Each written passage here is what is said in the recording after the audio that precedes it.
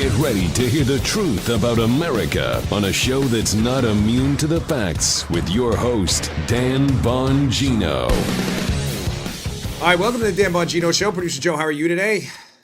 Hey, man, I'm holding on to my seat, getting ready for our foray into wacky land here. Joe's like, what's that thing on your forehead? I'm like, don't ask. Don't even ask, folks. I don't have a professional makeup artist in my studio. Don't even ask. I'll get to it another time. Totally. But it's not what you think. I promise you. Yeah, he's like poking fun at me before the show. All right, listen, I got a lot to get to today, and I want to just start by saying, stop letting the media and the liberal lunatics out there dictate to you what you think the truth should be when you know the truth is not what they're telling you. Amen. Stop. Amen, brother. Stop letting it happen. And again, this is not a lecture. It's not Schoolhouse Rock. I'm not trying to be, I'm just a bill, just on Capitol. This is not me making a public service announcement. It's just, I can already sense the fear accumulating, not in my audience, not with you, certainly not with Joe, but amongst these Republican politicians out there already caving to narratives they know is false. Have you seen it? Now, Joe, wow, you listened to me yesterday on the radio for over an hour on the Hannity show with Geraldo, going back and forth, Geraldo trying to change the narrative to this is about gun possession and racism rather than about culture rot in our society when we know that's not true. Don't let them do it. Okay, I've got a lot to get to. I'm going to start there. I got tons of stories. Stay tuned. Today's show brought to you by our buddies at No Bull. No Bull. N-O as in no, bull as in bulls and bears. No Bull, B-U-L-L. Best workout attire out there. That's why we took them on as a sponsor. You know I love going to the gym. Headed out afterwards for another busy workout. I mean the lightest, most airy, kind of breathy, non-clingy workout attire you've ever seen. Love them. I have the shorts, I have the shirt, I have the sneakers. Great. It's time to demand more from your workout gear than you demand from yourself. No Bull. So footwear, apparel, and accessory brand for people who train hard and don't believe in excuses. That's why I say No Bull. No Bull's on a mission to create products built for people who train hard day after day. They don't believe in excuses or BS. You won't find any in their footwear, apparel, or accessories. Wear and tear is welcome. You can beat the snot out of No Bull attire. It will continue to perform. No Bull has you covered. Don't let their simple designs, what I love about it, very simple designs. They're not going to be, you're not going to get like some neon sign on the back of it, these dopey sayings, all this other stuff. No Bull is simple gear built to perform. Launched in 2015, it's become a key disruptor in the fitness industry. Because you know what? They had this radical idea. Why don't we give people workout attire that actually works, that's airy, that breathes, that allows them to function, and is not focused on a lot of silly stuff. Wow. The only thing that will make you fitter is you working hard day after day. No Bull's training gear is designed just for that. Folks, it's good for runners, it's good for CrossFitters, it's good for power lifters, it's good for recreational folks, bodybuilders, whatever you may want to do. MMA folks, No Bull attire is the best. If you're ready to challenge your gear the way you challenge yourself, go to nobullproject.com/Bongino today.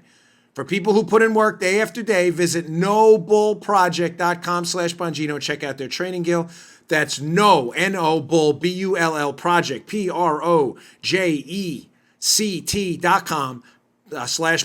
nobullproject.com/Bongino. Check it out. You will love Get the No Bull prize. Yeah, baby. All right, let's go.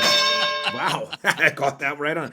Okay, number one, before I get to the core of the show, stop buying this. Stop falling into the media narrative trap. It's a series of virtue signaling events by the media, signaling their higher moral values in you, trying to switch the narrative. And what I mean by the narrative, it's a media apparatus with their liberal buddies. It's a symbiosis there. You know, they leech off each other, these two. Trying to get you to believe a story, a narrative. That's really what a narrative is. It's a kind of a linear version of events meant to tell some kind of chronological story about how this is the right way to feel about these horrible shootings we had this weekend. This is the right way to feel. And if you don't believe in this stuff, then that makes you on this side, and you are the bad guys. Good guys, bad guys. Narrative one, acceptable to good people. Alternative narratives, definitely not. All bad people who believe in those. And the accepted media narrative now, which I had this hour-long debate with Geraldo yesterday on Hannity's radio show, is that this is about guns and this is about racism. Now, there's no question No question, the lunatic who shot up El Paso was a racist pig. Indisputable. But ladies and gentlemen, there's also no question that the guy who shot up Dayton and killed, I think, up to 10 people now, that the motivations there were different. That's why I've tried to explain to you that the narrative we should be focusing on, not that we shouldn't talk about those things, they are definitely components of what happened. That 100%. What I'm suggesting to you is solutions to fixing the problem are not in that narrative, because we can see that people from various political ideologies have engaged in the very same behavior, which means this is clearly not just about one thing, which the media only, you get the difference? Only wants you to talk about. Not that we shouldn't address this stuff. The El Paso guy's racist manifesto, of course it should be addressed. The Warren guy's allegiance to leftist ideology and Elizabeth Warren, of course it should be addressed. It's not what the media is saying. We need to be clear. In the time of fogginess induced upon us by a media that's supposedly about journalism, we need to be clear in saying those are not the only things. Clearly, political ideology, one political ideology, conservatism, is not the cause of this, because people from across the ideological spectrum are being engaged in this. There is something else going on. We talk about guns, of course. Is it all about guns? Clearly not. I presented to you legions of data over the past few days. Gun ownership is up. Gun ownership per person is up in the United States. Yet gun crime overall and gun homicides are down. We are not the world's leader in mass shootings. We are not the world's leader in gun homicides. We're not even close. These are leftist narratives to get you to focus on this one thing for one reason: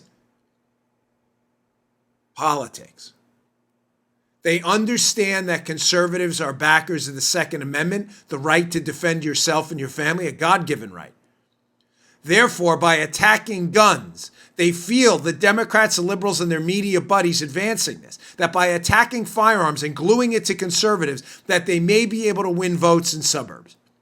Ladies and gentlemen, that's what this is about. It's not keep in mind what I just said. It's not about solving problems. Yeah, right. It's not about solving. All of this stuff about red flag laws, backroom track, it would not have stopped any of this. This is not about solutions. This is about political advantage. So on the firearm issue, it is about gluing it to the back of conservatives and saying, look at them with the guns. They support this stuff. No, we don't. You're just making that up. Secondly, on the making it about race, on the race issue and racism, all of it, clearly a component of the El Paso shooter, by the way. But by making it exclusively about that and eliminating any other conversation, don't talk about Elizabeth Warren and leftist ideology motivating the other guy. What do again? They reinforce, number one, that conservatives are dangerous. Look at them, their allegiance to their guns. They're also the racists. Therefore, leftist axiom number one takes effect, which is what? Leftists never get you to vote for them. You may say, I don't get it. It doesn't make any sense. I get it. No, yeah, I know you get it. I've told you this so many times. This is one of our original shows. Yep. Leftists don't get you to vote for them because they can't. Once we get out of the primary, leftist ideas are grossly unpopular and will not win 51% of the vote.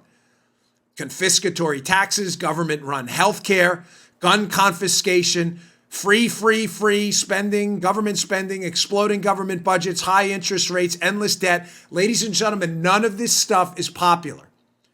It ranks at about the 20 to 30% in polling at best. Some of it, maybe when Medicare for All, when they frame it the right way, you may hit 40.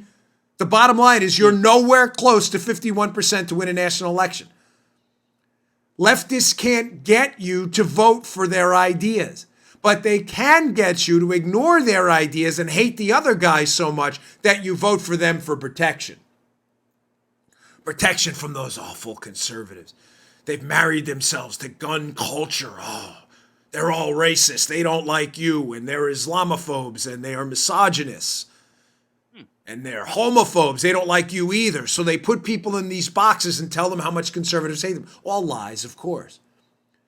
To get them to ignore what liberals really stand for and get them to vote for them as some kind of protection against the conservative horde. It is so divisive and so unbelievably dishonest. But ladies and gentlemen, I want you to understand the strategy so we understand how to fight back. And how you fight back is by, ladies and gentlemen, ignoring, please, I'm begging you, these liberal narratives as, I don't want to say ignore the narrative, don't ignore the facts behind the cases. That's important. Stop falling prey to this. It's important because I was reading this morning, multiple articles in multiple places, that you're seeing it already, Joe. You're seeing this tendency amongst Republican rhinos who are weak-kneed to already fall into this trap. Sure. Not because it's the right thing to do. I saw a piece about, Kinzinger and others, these guys who have really weak conservative allegiances who identify as Republicans. Mm-hmm. They're out there already falling in the trap. If we just had this and background checks, and if we just close the gun show loophole that doesn't exist, and we institute some potentially unconstitutional red flag laws, we're going to solve all these problems. Folks, none of them actually believe this. What they've done is they've fallen trapped into, I can only speak about the media narrative they want.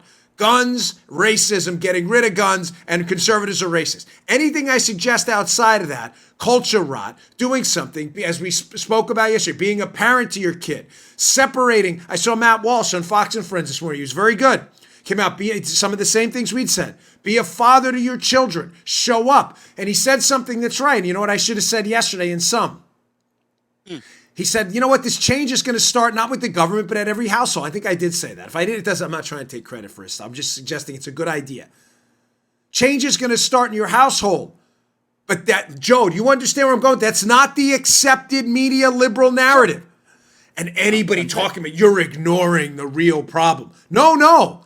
That is the real problem. And I refuse to be bullied into accepting your version of what you think the truth is, because you know it's not the truth either. I am not going to be bullied into that on this show. I want to get into in a second, too, some additional stuff we're hearing now. We have to start banning websites. 8chan, all this got to come down. I don't know what 8chan is. I've heard of it. I shouldn't say I don't know. I know what it is. I don't really know the details of it. I'm just being candid with you. But I want to get to a story in a second, because this is the other accepted liberal narrative, that now we have to start deplatforming conservatives, silencing speech everywhere. And if you get out of that, you're a racist. You want to allow racist speech. Said nothing of the sort. Nothing at all. Not even close. You're just making that up. All right. We've got to pay for the show today with some great sponsors, so just stick with us. We really appreciate it. Today's show brought to you by buddies at Simply Safe. Listen, on average, it takes police 45 minutes to respond to a home security alarm. Almost an hour.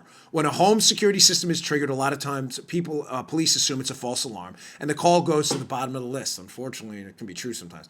But not with Simply Safe Home Security. It's what we use in the Bongino house. We use in my mother-in-law's house. We trust Simply Safe. That's Simply with an I, by the way. SIMPLI safe.com/Dan Bongino is the website.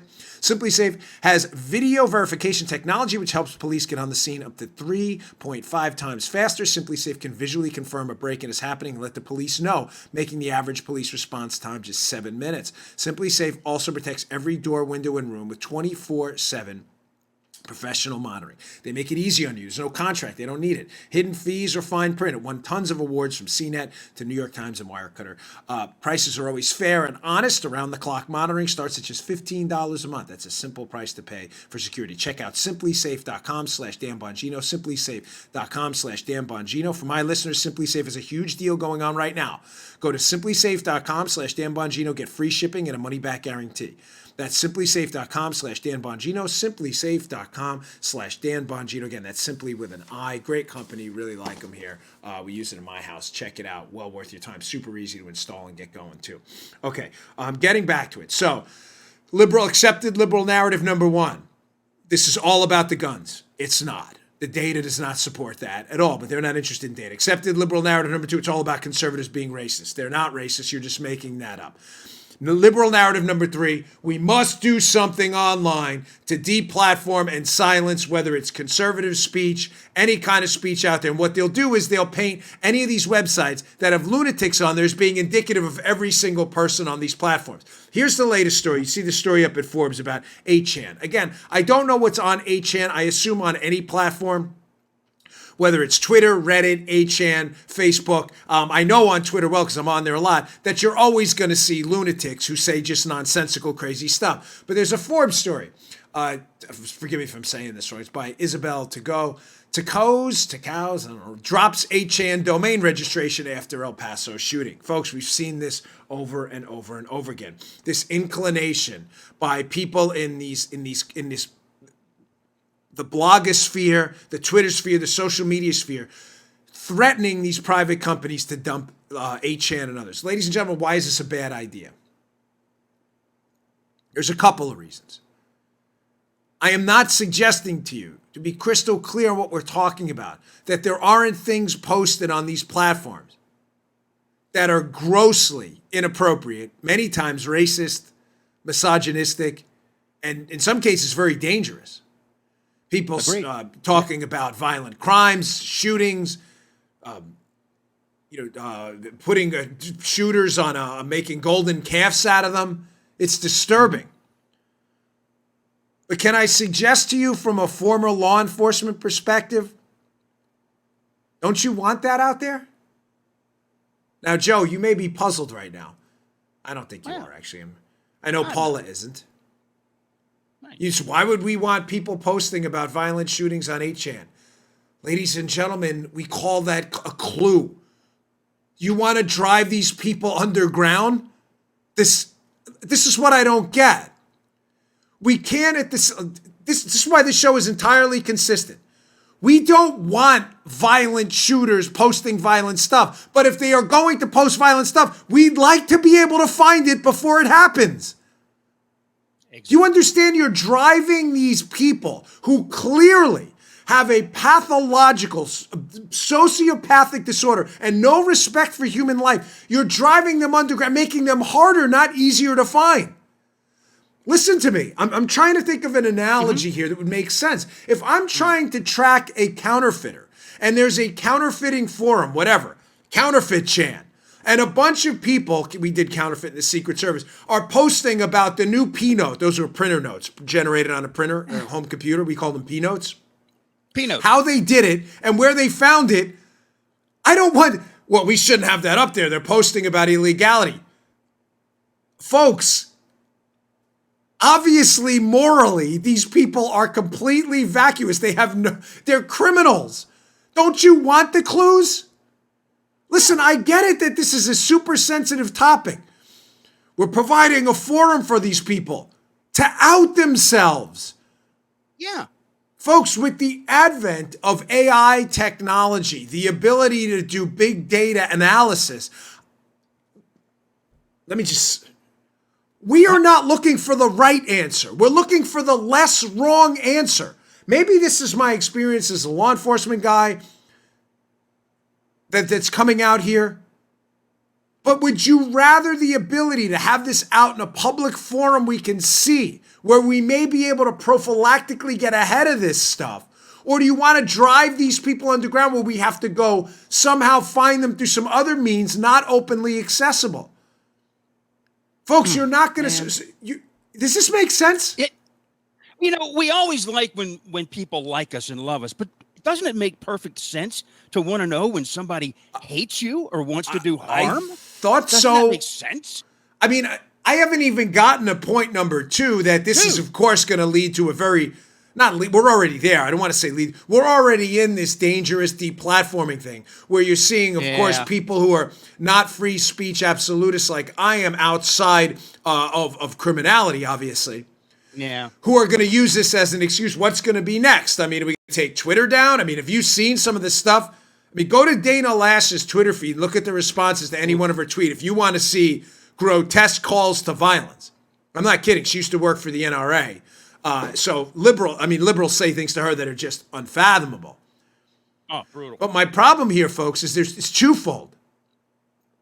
If you are going to have a sociopathic maniac threatening to do something he's very likely to do, go and engage in a targeted violence active shooting event, I would rather the warning sign be public and discoverable than hidden and not. And secondly, this is an honest conversation. Where does it end? So we have lunatics we can report, track, and hopefully stop on an open platform. Or we can just shut down the platform, keeping in mind that I don't know what, I'm not on 8chan, so I can't speak to the percentage of, lunatics versus sane people. I don't know, I'm not there. But I can tell you on Twitter, the percentage of lunatics, my informal kind of stat, there's about 15% lunatics to 85% sane people on Twitter. You gonna shut the whole platform down? It's my unscientific analysis. There you go. Folks, I'm telling you right now, it's a bad idea. It is a very, very bad idea. And again, the only acceptable narrative, the acceptable narrative here is, what, do you want to leave that stuff up? You want racists and killers to be able to post? No, I want us to be able to find them. Is that hard for you to understand? Again, this is always my beef with media types who try to do law enforcement when they can't even do journalism. Media types that try to do economics when they can't even get reporting down. As we saw with the New York Times yesterday. Why don't you leave the law enforcement stuff and the economic stuff to people who actually understand it, while you focus on trying to get your journalism career down? You still haven't figured that out. I'm telling you, ladies and gentlemen, this is a really, really, really bad idea. All right. Moving on. Folks, the conversation is degenerating rapidly, and I fear we're at a real inflection point here. My second book, The Fight, I wrote a chapter on this about red states and blue states, and I fear we're headed down a really dangerous path. I tweeted out yesterday, and I meant it, we share nothing in common with liberals anymore. Nothing. No, I mean, I can't tell you one thing. I'm talking about the radical left, by the way. I'm not talking about Democrats, so I just want to be clear on that. But when it comes to the radical left, we have nothing in common with them anymore. Nothing. Nothing we believe in, they believe in. Liberty, freedom, economic liberty, anything. School choice, the right to self-defense, late-term abortion. We share nothing in common with them anymore. The problem we have, and as I've stated many times on cable news and on my show, is whereas conservatives have a distinguished, clear emergency brake on their behavior directed at their political opponents, liberals don't share those same conditions. What I mean is, if you're a legitimate conservative or libertarian, you believe in a set of big R rights. I believe those rights are granted by God. As I said yesterday, some people don't believe in God, but they believe in big R rights anyway.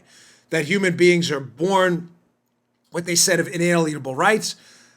How you don't get that from God, I always get confused about. But listen, to each his own. Like I said, I know where I believe my rights come from. But if you believe you are granted a series of big R God-given rights as a condition of being human, that condition has no asterisk next to it. It doesn't say, but if you're a conservative. In other words, there is a hard emergency brake on our behavior that prohibits legitimate conservatives from engaging in preemptive violence to hurt someone and take away the big R God-given rights of someone else. Does that make sense? It must, because the rest of this argument won't make any sense if we don't get that. The difference between us and liberals is the emergency brake. We believe liberals are people born with big R God-given rights with really bad ideas. Some of whom are bad people, but some of whom are just confused. Ladies and gentlemen, the radical left does not believe that about us. The radical left believes about conservatives that we are really bad people with ideas. I cannot say that enough.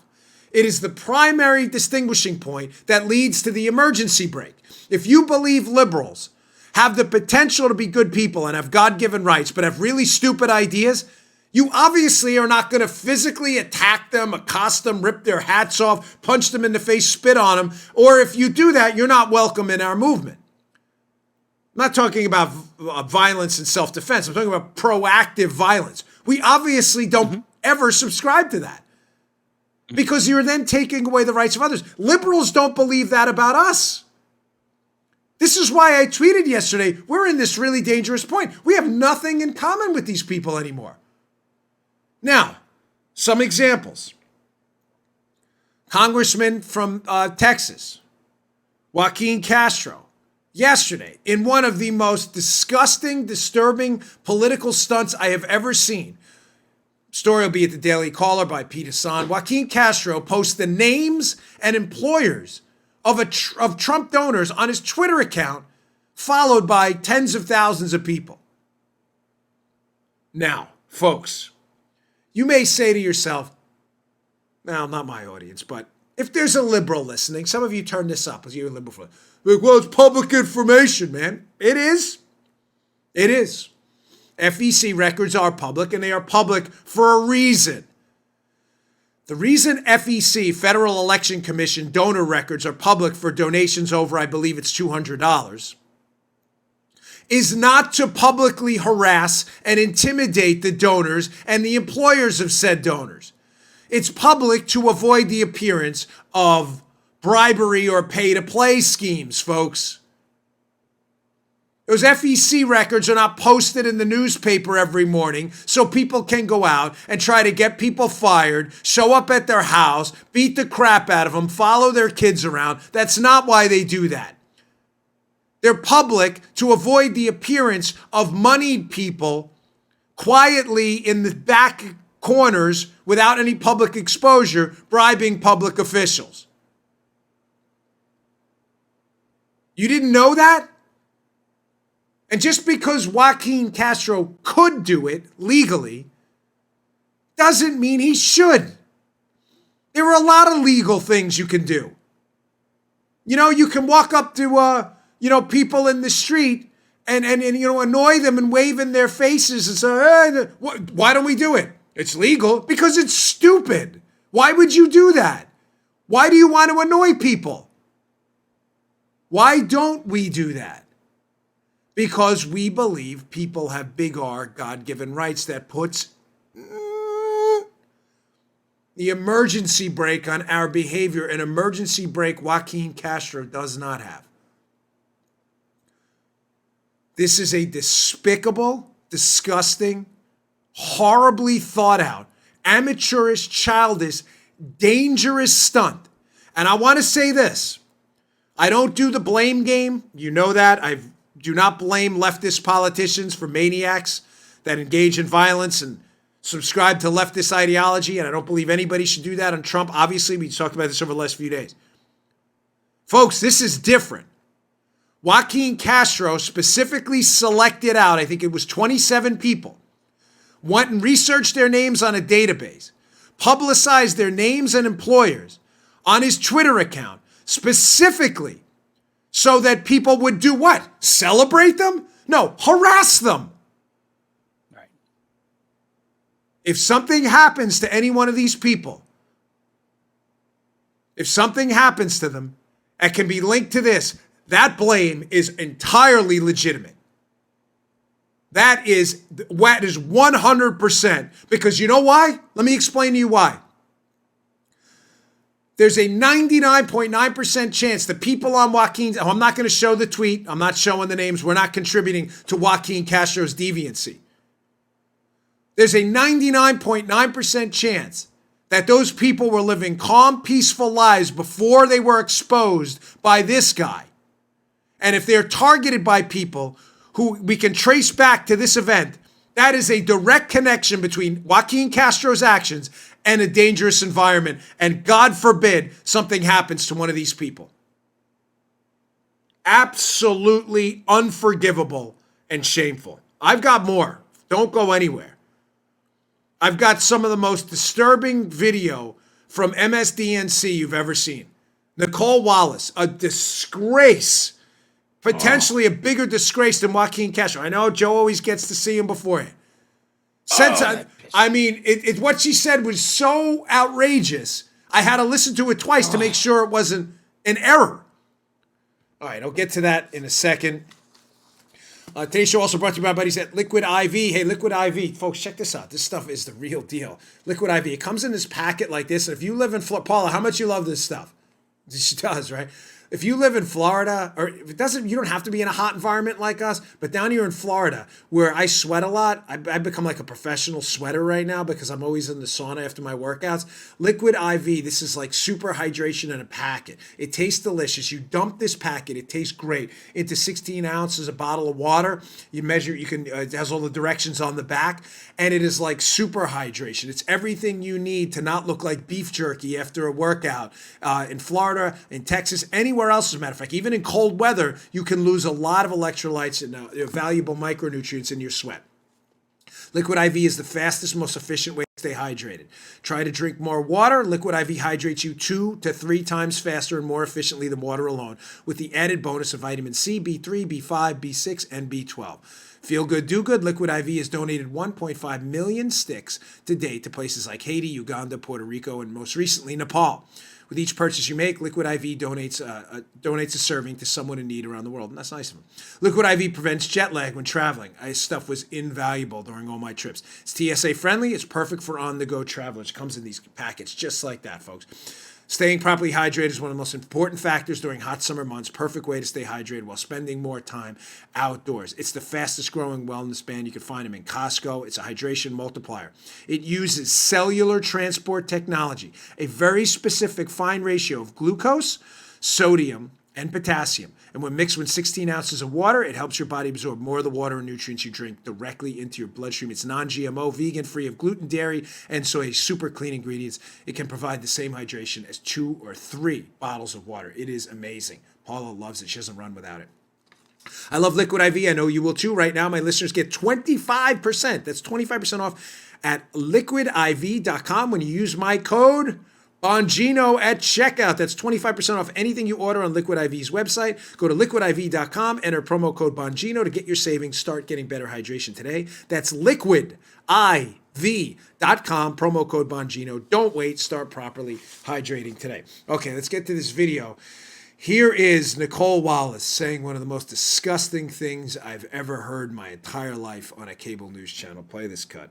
The last Republican president fought for, sought, and it's not ideal, but had 44% of the Latino vote. It was so politically powerful inside the last Republican administration. President Obama used the power of the presidency to try to pass comprehensive immigration reform with the Latino community, Latino leaders at the table. You now have a president, as you said, talking about exterminating Latinos. Erroneous! You think? Did she just say that? Like I first, when I'm telling you, when I had this clip, when I found it, I thought this can't know, because we don't do fake news here.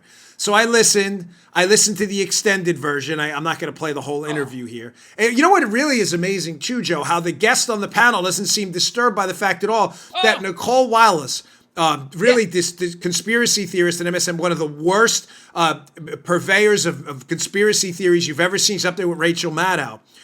That she actually said that President Trump's talking about exterminating Latinos.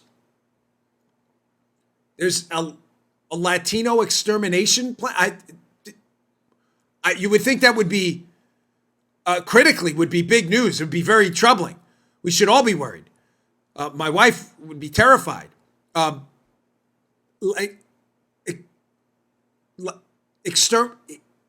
President Trump said he was looking at exterminating Latinos. You understand? Folks. Can I tell you something here? Can I give you a little behind the scenes? Jeez. I'm probably not supposed to say this, but I don't know if I get in trouble, whatever. But I'm telling you right now, if I said that on Fox, that Barack Obama wanted to exterminate whatever, white people, black people, Latinos, I'm telling you right now, I'd probably be fired. I'm almost positive I would be fired. Yeah. Nicole Wallace should be off TV. Now, again, to give you the news and not the fake news like conspiracy theorist, discredited liar Nicole Wallace. She tried to walk it back with a tweet this morning, and she gave like a non-apology, saying like, oh, I misspoke. No, the apology should have been categorical. Yeah. I lied. The president has never talked about exterminating Latinos. I'm taking a week off from my show to rethink this whole thing. That's not it, folks. There's more. Outside of conspiracy theorist, tinfoil cap-wearing lunatic Nicole Wallace and her exterminating Latinos plan that she fabricated out of thin air, we had Paul Krugman, another conspiracy theorist, who should return his Nobel Prize in Economics tomorrow, say the president and others are enablers of terrorism. Quote, use the word enablers. Enablers of racism. We had Morning Joe and that show go off the rails. Folks, you now get my point how I opened up the show that we share nothing in common with these people. Paul Krugman using the term enabler when talking about all this grotesque stuff is so unbelievably disturbing from a man who pretends to be educated. We share nothing in common with these people anymore. And if you missed my debate on the radio yesterday with Geraldo, here's how it started.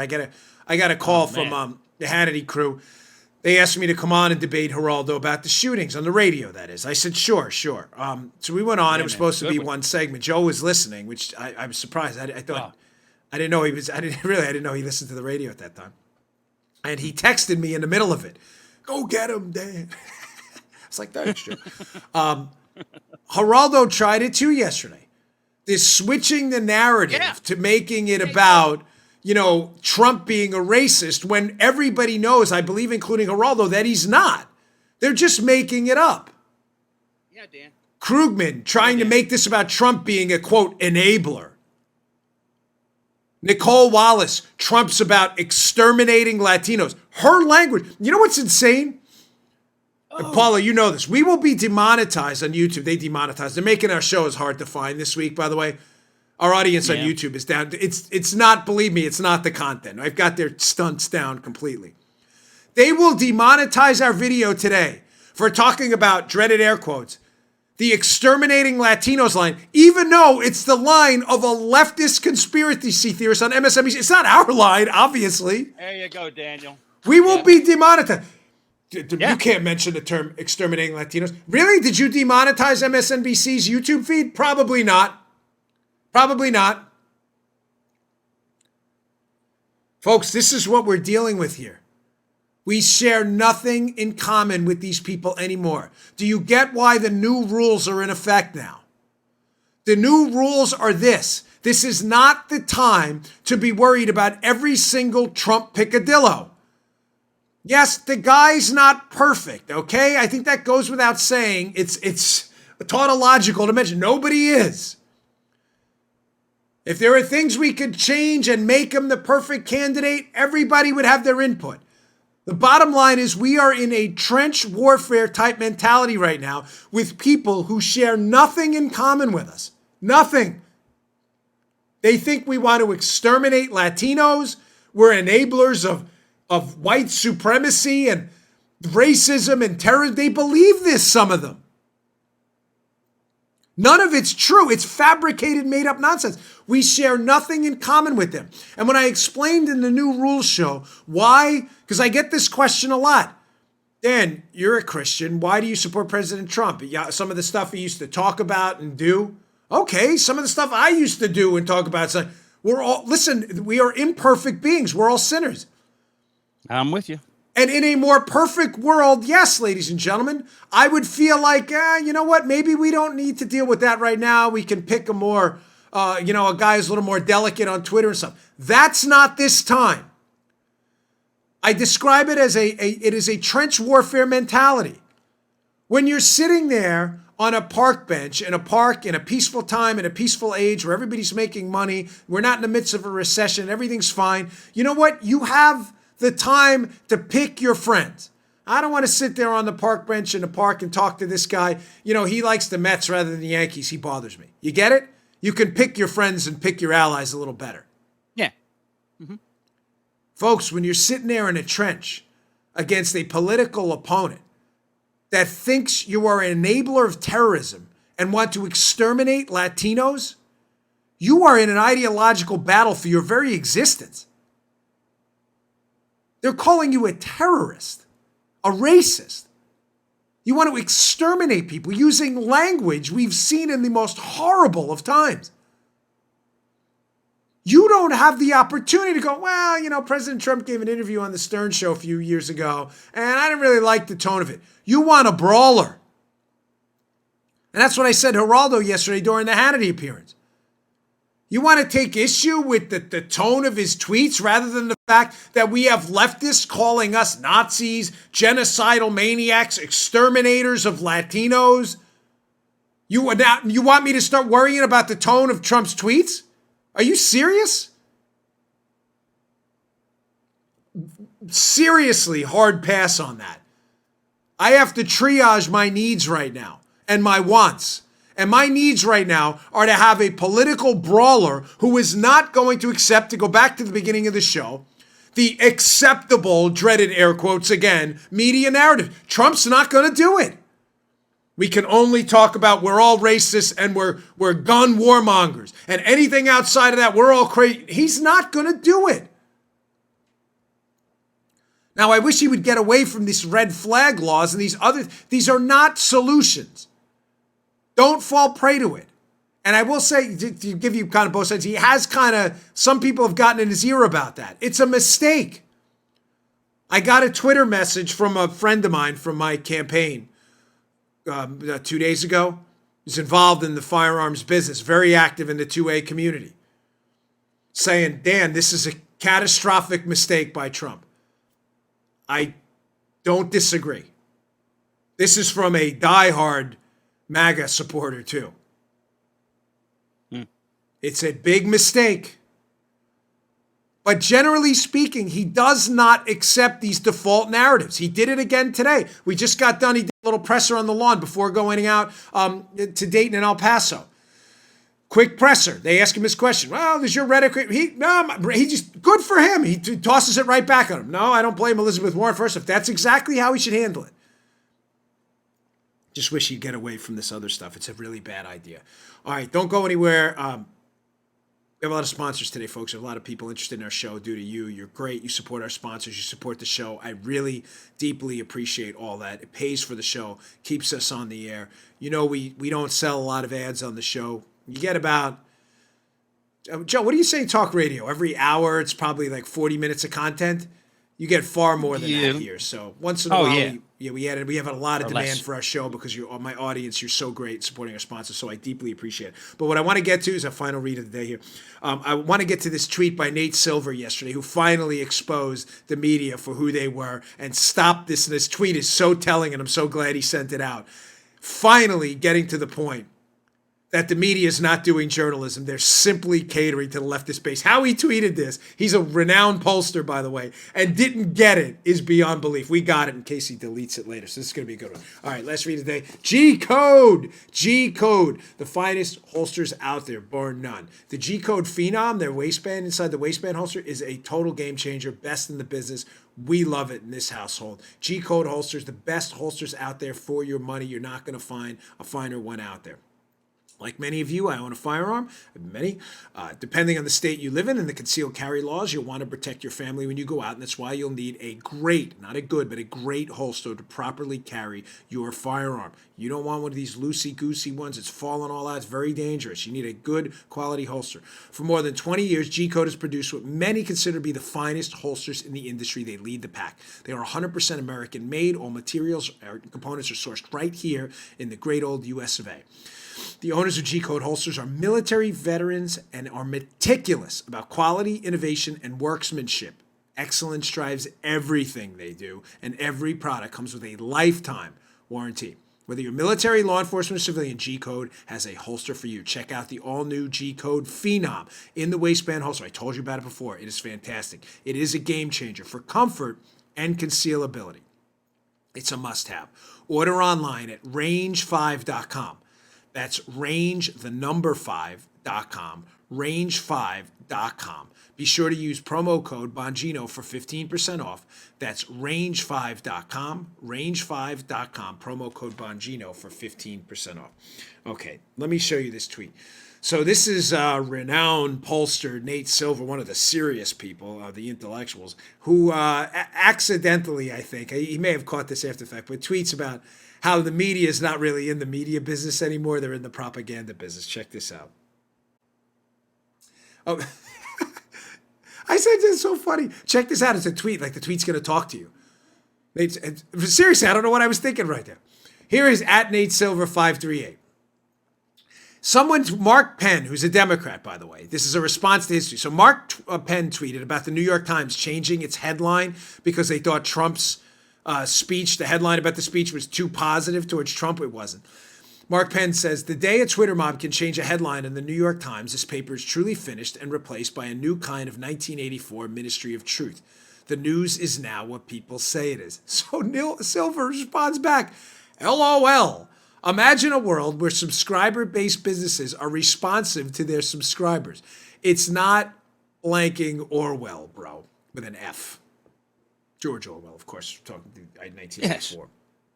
Not Frank Orwell. I got you. Yeah, not Joey Boombots Orwell. Folks, yes, Nate Silver's absolutely right. Nothing he said was untrue. The fact that he tweeted it and exposed it is the real scandal. The New York Times is a subscription-based business that is clearly catering to a bunch of left-wingers who dictate to them what the news is. It's as simple as that. You should screenshot that tweet and hold it forever, because what Nate Silver said is absolutely right. The New York Times is not any longer in the journalism business. They are in the business of advancing, going back to the beginning of the show, narratives, stories that are not true. They're Aesop's fables, they're myths, they're fairy tales, they're Greek mythology, Roman mythology. They're made up. This is really a gun problem.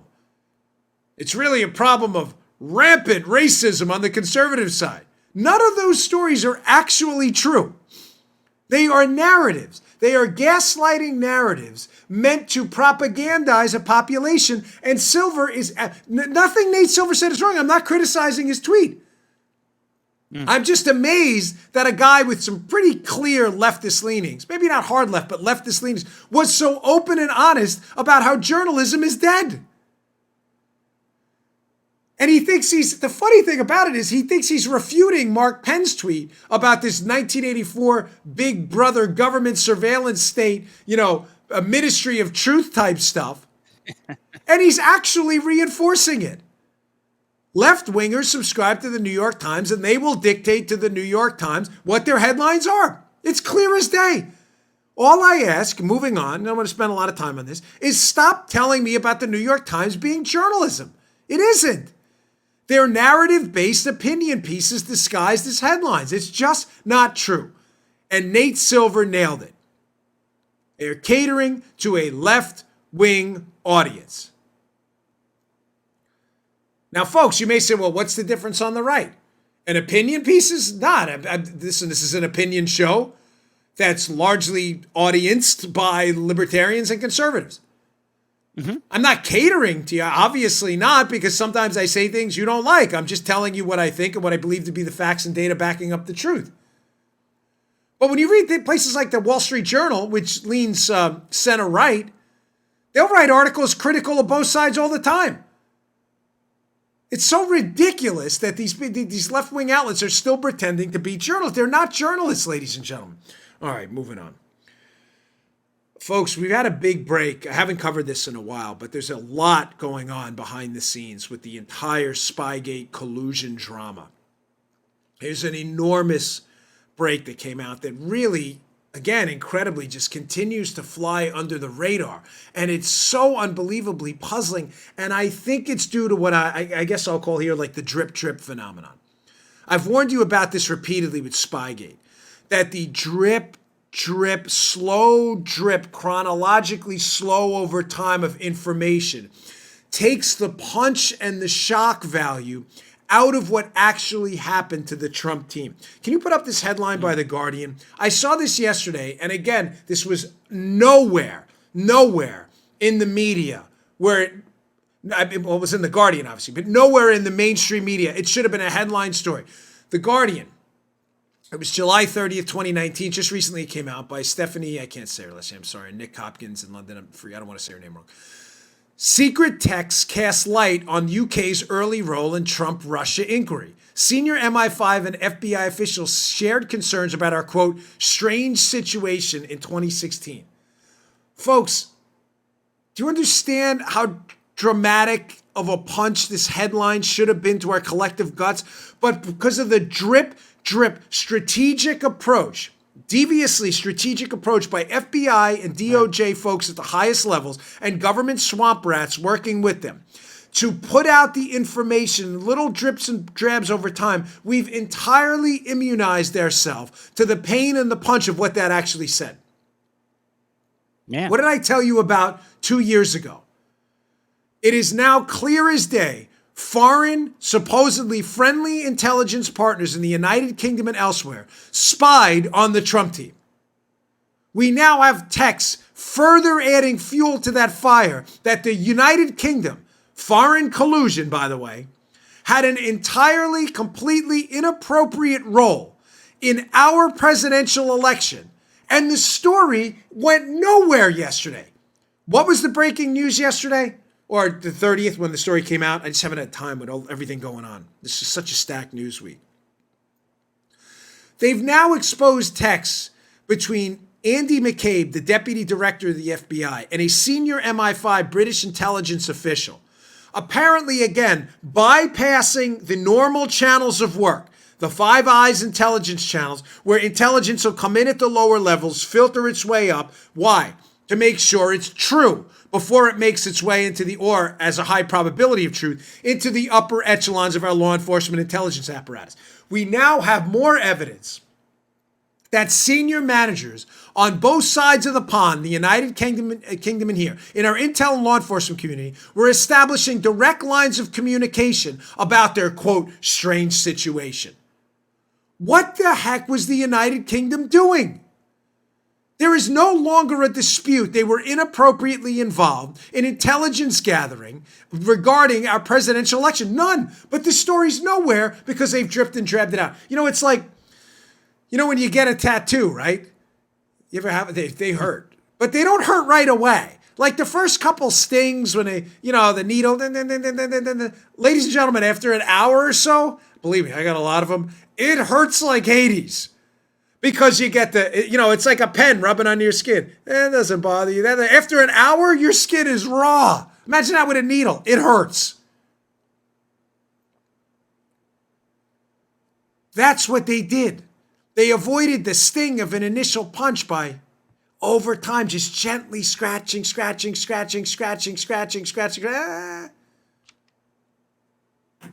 take away the punch and the sting. Let me go to some of the takeaways from this piece. Takeaway number one. Again, just devastating information. While Russia had previously been viewed as a country that would seek to interfere in Western elections, the Brexit vote was viewed by some within the FBI as a sign that Russian activities had possibly been successful, the person said. Here we go. Retroactive storytelling. Goes on. Their exchanges offer new insight to the start of the FBI's Russia investigation and how British intelligence appears to have played a key role in the early stages. Joe, what are they doing here? Well, ladies and gentlemen, what's about to come out? The Inspector General's report, supposedly after Labor Day, which is going to expose the entire effort internationally and domestically to spy on Donald Trump and his campaign. So what is The Guardian doing? Well, of course, The Guardian is getting out in front of the story by going and going, hey, you got a story we can tell so this doesn't sound as bad as it really is? Here's the story. The Brexit vote over in the United Kingdom to leave the EU. Yeah, we thought the Russians were involved in that. And yet Trump too, so we spied on Trump. Oh, okay, that makes perfect sense. You believe this?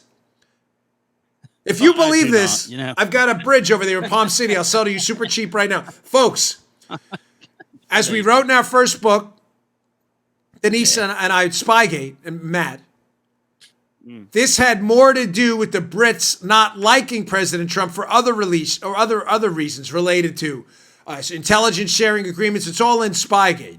It's an eye-opener why the UK was really involved.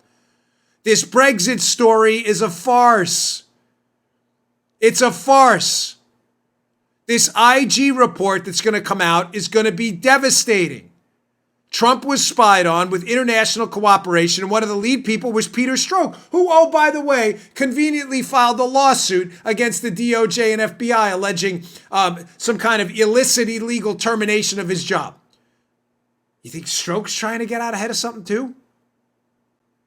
They're all trying to, let's go back to the beginning of the show, tell you a story. People think in chronological narratives. It's hard to think in discrete, unconnected pieces of information. That's why we have Venn diagrams. Connect the dots. People like to think in stories. It enables you to categorize information appropriately in your brain. They like timelines, Venn diagrams, spreadsheets, things that can tell a story. The problem is the story The Guardian, the New York Times, and others are telling you is not true. They were not spying on Trump because of the Brexit campaign. They may have used that as a false predicate to do so. They were spying on Trump because they hated Donald Trump. They perceived him as a danger to their global order they seem to like, their power structure, and they wanted to do anything they could to rid him of the chance of winning the presidency. It is no more complicated than that. All of these retroactive stories are being told now in these leaks are being told to get out ahead of the IG report. And folks, to be candid with you, the story's so devastating, even with the story they're trying to tell you, it should still be devastating. So let me get this straight. The UK is now acknowledging a spying relationship on a presidential campaign, and they're saying they did so because of a vote some power players lost in Brexit? Huh? Let's go to takeaway number 2 from the piece, because it gets better. The Guardian reported in 2017 that Britain's spy agencies played a crucial role in alerting their counterparts in Washington to contacts between members of the Trump campaign's team and Russian intelligence operatives. GCHQ became aware in late 2015? How long have these people been spying on us? Of suspicious interactions between figures connected to Trump and known or suspected Russian agents. Notice the caveat, Joe, suspected Russian agents, meaning a guy who drank Russian vodka once in a bar in Finland. A source close to UK intelligence said, here's the key sentence. This intelligence was passed to the US as part of a routine exchange of information. They said, in other words, nothing to worry about, folks. Don't you worry. A UK intelligence official, clearly with knowledge of the spying operation on the Trump team internationally, says it's all routine. Don't you worry. How is that not the story? You know what? I'll pose this question to the Trump team now. We're not spying on Kamala Harris or Joe Biden using the United Kingdom, right? Of course, they're not. I would be stunned if that were the case. But how is this not the story? United Kingdom acknowledges as far back as 2015 they're spying on the Trump team in conjunction with U.S. partners. But don't worry, we do it all the time is the answer. Hey, no worries, Joe. They do it all the time. It's just a routine. It's okay. Forget it. No big deal. Court's in session. Some guy sent us this. Right. I don't remember. You send this an email. I'm sorry. We got so much stuff in the P.O. box. It's gotten crazy. Who is it? It is? It's on it? Where is it? Where? I don't see it. The only name I see is Chris Snell. Where did you write it on there? Or is Paula talking to me in the other room? Some people think Paula doesn't really exist and talk to me. She really does. I don't see it. Well, thank you anyway for the gavel. It's really cool. So email me out. I'll give you a shout out. That is the story. Yeah. And yet, because of the deconditioning we've had to these major breaks in information, a huge story like this drops and nobody even bothers. UK intelligence people acknowledge, don't worry, it's all routine. We've been spying on him since 2015. Don't you worry, man. Drip, drip, drip. Mm-hmm. Please read the story. It's in the show notes. Hey, I just want to leave you with, I know we're out of time, but, last night I was watching one of my favorite movies with Paula. Before I didn't get to the whole thing, I was tired, but I was watching Cinderella Man, the Jim Braddock boxer story. And, without getting into the whole movie plot, it's a great story, a good movie, but, it just reminded me, the beginning of the movie is about their struggle in the Great Depression. That what we talked about yesterday about, do something and be a parent to your kid and all. And, those were some hard folks in that time. And when I said yesterday, we should be teaching our kids to respect our elders, people who've been through the struggle, been through the crisis. They're not perfect. Nobody is. We get that. But that just reminded me of that yesterday. God bless my grandparents. My grandmother's still alive who lived through that. If you're a listener to my show, if you're not, if someone else is, who knows someone who's listening to my show, I want to seriously just extend a gratitude for you for getting through that, getting through the struggle. And hopefully, if you wouldn't mind, pass those lessons on. Maybe these younger kids, some of them, maybe they're not listening when you're talking, but they'll hear it later. Quick story. My father, when we were kids, took us up to this, it was like a farm place, and you'd stay there, and they had games and stuff. We'd stay there for the week. I think it was called Ingleside. And we sat there one day, me and my cousin Frank, and there was this older gentleman, Charlie. He was in his 80s at the time. And, there was a TV, like a communal TV, and we'd watch TV with the guy. And he was telling us stories about baseball. And I'll be honest with you, we probably weren't listening most of the time. Mm-hmm. But you know what? Years later, Charlie had a lot of pearls of wisdom I still remembered. And even to this day, at 44, I'm still talking about Charlie. So to you folks out there who lived through the struggle, the Great Depression, been there are so many lessons you can pass on. Pass them on, these kids. They may not hear you loud and clear today, but they'll remember it tomorrow. It's really a great movie. You should check that out. It reminds you of that. That was a hard generation of hard men and women who got through a real struggle. Our biggest problem now is, when we're going to get our next @ on Twitter.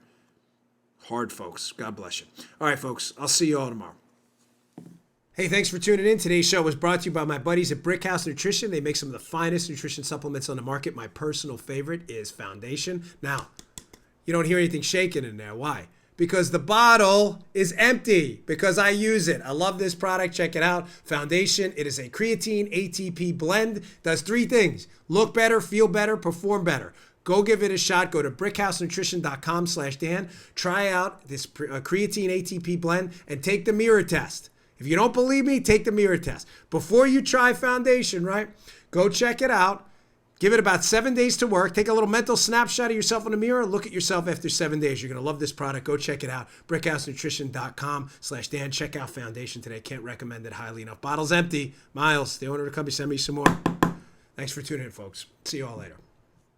You just heard The Dan Bongino Show.